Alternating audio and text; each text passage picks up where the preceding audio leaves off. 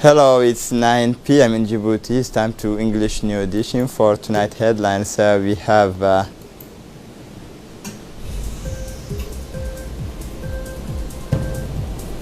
mobilizations to finance the fight against malaria in Djibouti.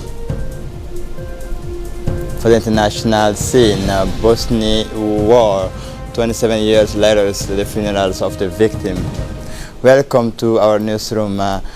The congratulatory messages from the President of the Republic to his Egyptian counterpart, the President of the Republic, His Excellency Ismail Omar Guelleh, addressed today, Sunday, the advent of the anniversaries of the Egyptian National Day.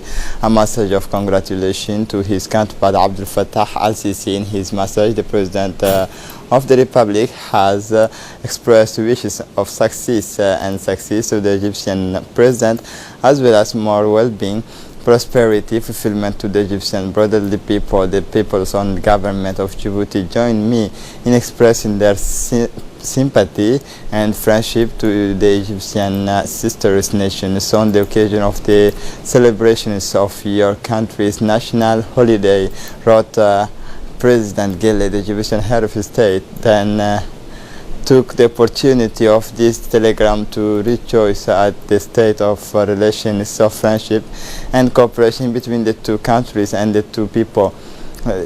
Be sure, Mr. President, that you will always find with the government and people of Djibouti all the assistance necessary to strengthen these already privileged ties, said President Ismail Omar Guelleh, before reiterating his wishes for a happy birthday to all Egyptians. The Minister of Health, Mohammed Warsama Diriye, presided this morning at Kempinski Hotel's Palace and round tables for the mobilizations of funds for the fight against malaria. Also note the participations of the Minister of Planning and Environment, Mohammed Abdul Qadir Musa Halem, the Minister of Housing, Amina Abdi Aden, the Secretary of State for Youth and Sport, Hassan Mohammed Kamil, as well as several ambassadors from the friendly countries like France, Germany, Japan, and China. In addition, these roundtables also brought together a large number of technical and financial partners such as WHO, UNDP, USAID, UNICEF, International Organization for Migration, UNHCR, and Food Agriculture Organization. The objective of this round table is to advocate for the necessary resources for the effective implementation of the malaria control plan for 2019-2020. To this end, the Ministry of Health plans to fill an existing gap amounting to 35% of the total amount allocated to the fight against malaria. It should be remembered, however, that these fundings will have to guarantee and secure the supplies of anti-malarial inputs, as well as the purchase of the insecticide treatment and indoor spraying. After a brief presentation of the objective of the roundtable, the various participants reaffirmed their support both technically and financially to make their contribution to fight effectively and sustainably against malaria in Djibouti. In his opening speech, Ministers Mohammed Warsama Diriye, the Minister of Health, Mohammed Warsama Diriye, recalled that considerable efforts have been made to strengthen the response to the epidemic. The Minister has therefore requested the technical and financial support of these partners to consolidate the gains and make Djibouti a malaria-free country. The Minister of Health took the opportunity to thank all the partners who have expressed their approvals of malaria funding while commending their constant and permanent commitment alongside his department. We have collected some interventions of the participants. Listen to it, please. Pleasure to represent the United States and specifically USAID at this very important roundtable. In Djibouti, recently there has been a malaria epidemic, And it's important that the Ministry of Health chose at this critical point to organize such an important roundtable where ministries and donors who are committed to eradicating malaria come together and to identify this as a very important issue, to understand what the needs are, and to be able to agree in partnership to work with the Ministry of Health to eradicate it. So again, it was a pleasure to be here. It's an important issue, and it's not always easy to mobilize the community in support of such an issue, but the Ministry of Health did that and did that very effectively. And so I appreciated the opportunity in my very first day in Djibouti to be part of it and to say that USAID sees this as a critical issue and to continue to partner with the Ministry of Health. The new Minister of Equipment Transport, Musa Mohammed Ahmed, and his Secretary General Saeed Nuh Hassan during these days was the one made the Coast Guard. This body has been well known in the accomplishment of its mission at sea, whether it is to rescue boats and crews in difficulties of block the ways to trafficker and all kinds who threaten the safety of passenger, property and people in Djiboutian territorial waters. On his arrival, the minister was welcomed.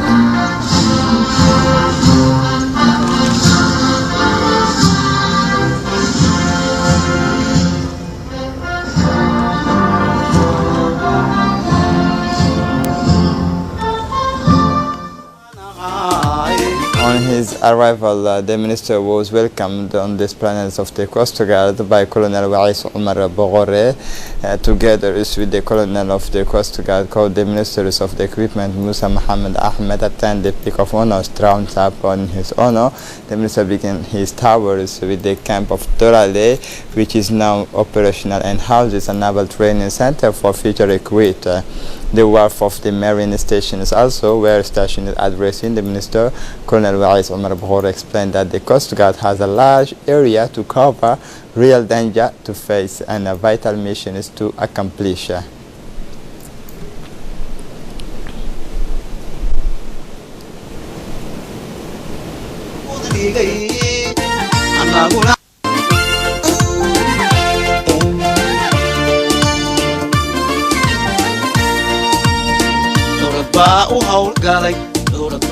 ishadii la joogiyo dhowradba ximligiisa oo idil dhowradba dhulundiisa ku dhigay annaguna calool sami aabo kama caajisay waan ku ciidib taaganahay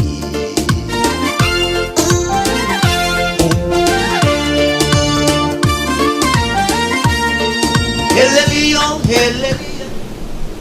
Colonel Wais Omar Bogore and his men reserved a warm welcome to the minister.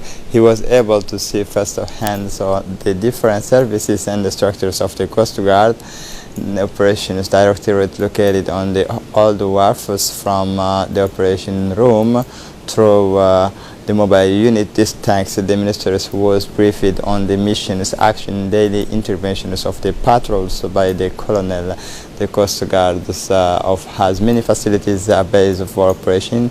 Health center located at the fishing port.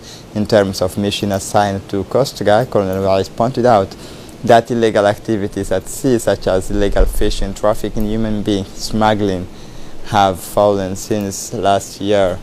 He also referred to the particularity of years in terms of donation. He also added that this new naval equipment allowed the Coast Guard to control more effectively the national maritime domains and to ensure the safety and security of the national port complex, which constitutes the lungs of the national economy. He also added that the Coast Guard performs regular patrols in the Strait of Bab el-Mandeb that cross more than 20,000 boats a year.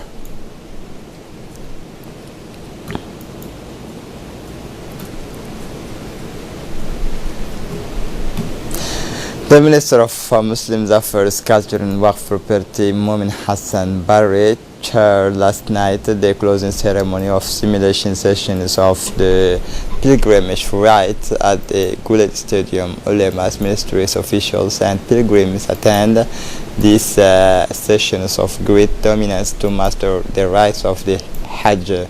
The purpose of the sessions was to familiarize our pilgrims with the sacred rites of the pilgrimage, or their good executions and achievement depend on the smooth runnings of the Hajj. For everyone, the ulema succeeded one another in an andragogy, so mastery to enlighten the pilgrims. They carefully followed the recommendation and took the opportunity to ask all the practical questions. After 3 nights of rigorous training at the pilgrimage rite, the pilgrimage have such amply thanked the ministers and his collaborator. Afterwards, the minister promised them that they will make a pilgrimage of great standings in the best conditions.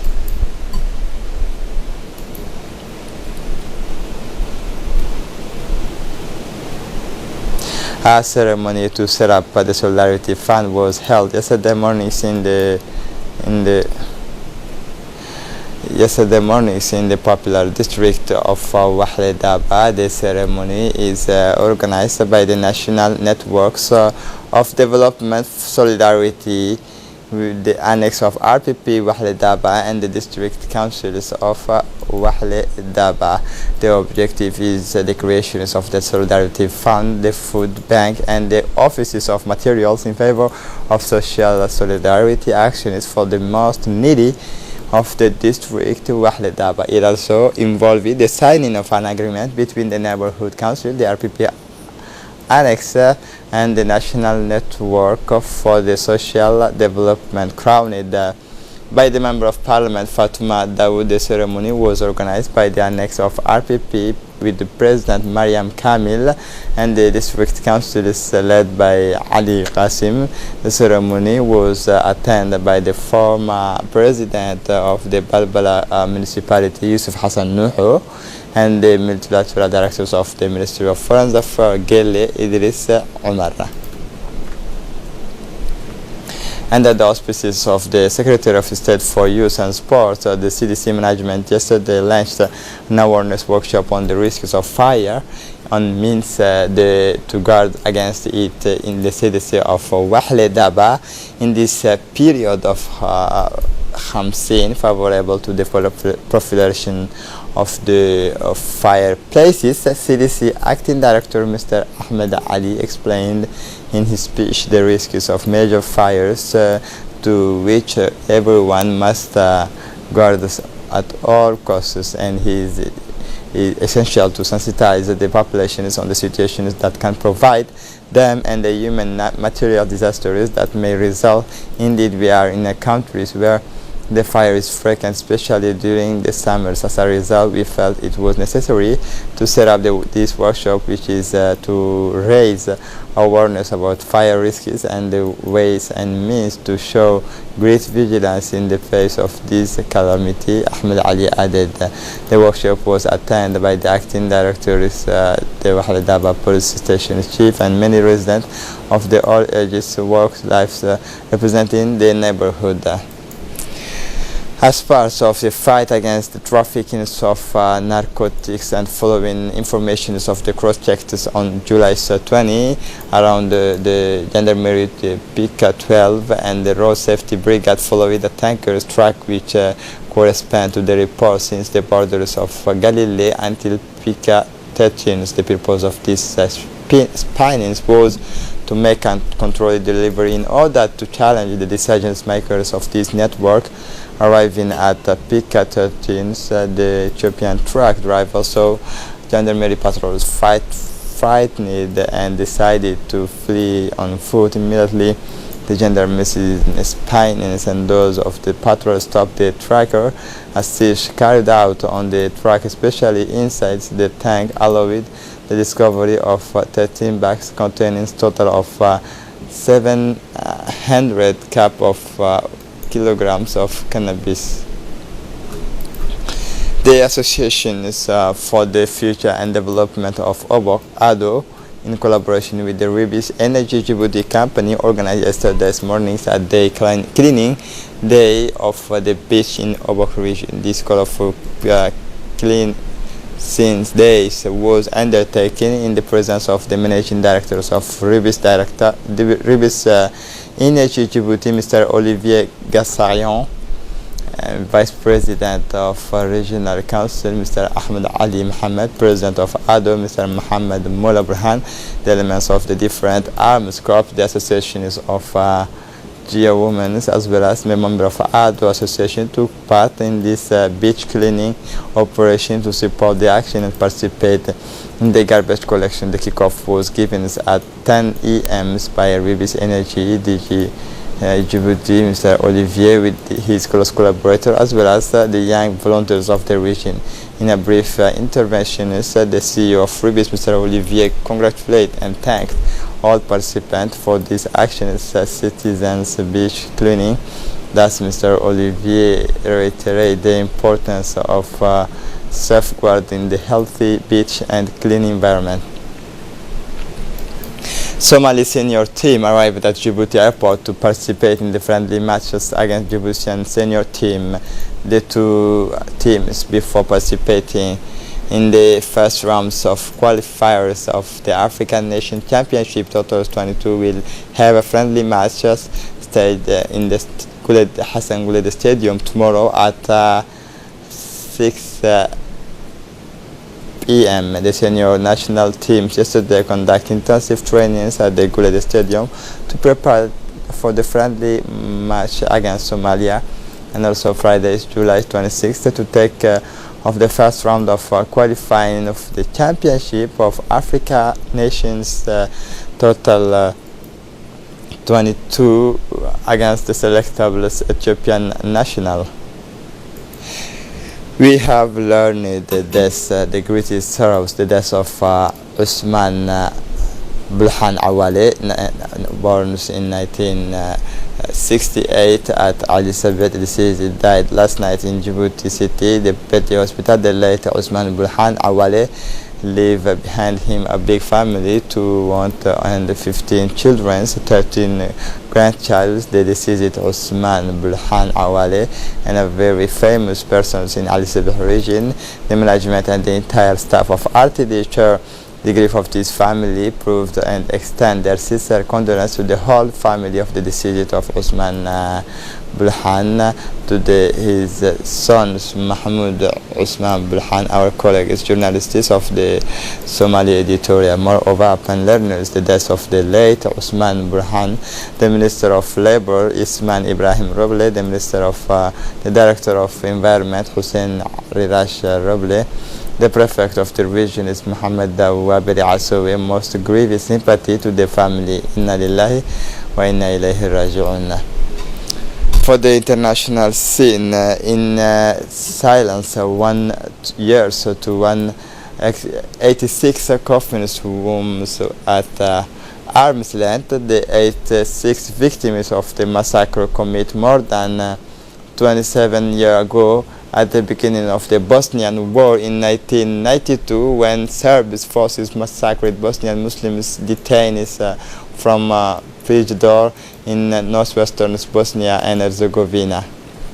Today we are burying my wife's brother, says Sadomik Sako, who is closer to one of the victims, and this young man I am wearing, we were in the same camp. He does not have any more relatives, so we decided to carry his coffins. After the takeovers of the Prijedor's region, Serb forces killed more than 3,000 people, including 215 women and about 100 children. This is one of the most gruesome episodes of the Bosnian conflict, which has killed nearly 100,000 people. In these remains have been found. This is not the case for all in the Prijedor region. It's more than 25 years later. Hundreds of people are still missing. This is it for the news. Thanks for watching us.